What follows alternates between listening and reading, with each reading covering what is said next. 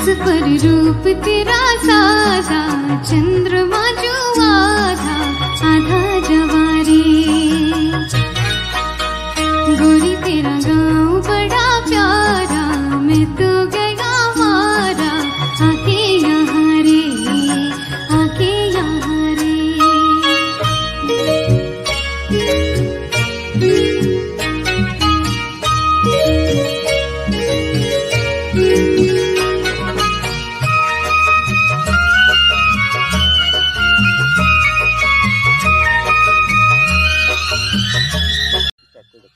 নমস্কাৰ। প্ৰথমে আপোনাৰ লগতে আপোনালোকৰ চেনেলৰ সমূহ পৰিয়ালবৰ্গলৈ আন্তৰিক ধন্যবাদ জনাইছোঁ।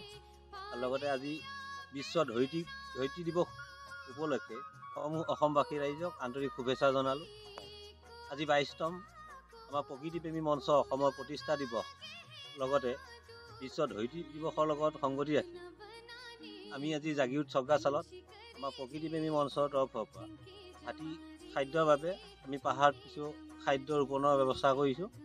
বৰ্তমান পৰ্যায়ত যি হাতী আৰু মানুহৰ সংঘাত, এই সংঘাতক যাতে আমি কিছু পৰিমাণে নিৰ্মূল কৰিব পৰা কাৰণে আমি চেষ্টা চলাইছোঁ।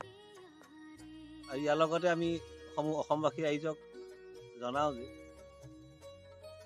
আমাৰ পাহাৰ আৰু বনাঞ্চলবিলাক যিটো হাৰত ধ্বংস হ'ব ধৰিছে, যাৰ পৰিলক্ষিতত হাতীবোৰ পাহাৰৰ ওপৰত থাকি বনাই নামনিলৈ আহি মানুহৰ লগত সংঘাতত লিপ্ত হয়।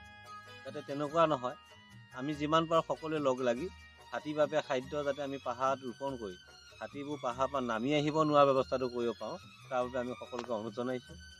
লগতে আমি যিমান পাৰোঁ আগলৈ এই কাৰ্যসূচীবিলাক হাতত লৈ থাকিম।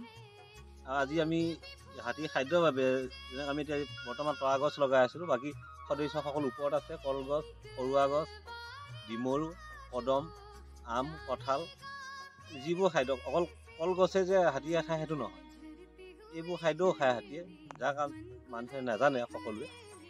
গতিকে সেইকাৰণে আমি ৰাইজকো জ্ঞাত কৰিছোঁ আৰু লগতে আমি নিজে ৰোপণ কৰি আছোঁ। যিমান পাৰোঁ আগলৈ কৰি যাম বুলি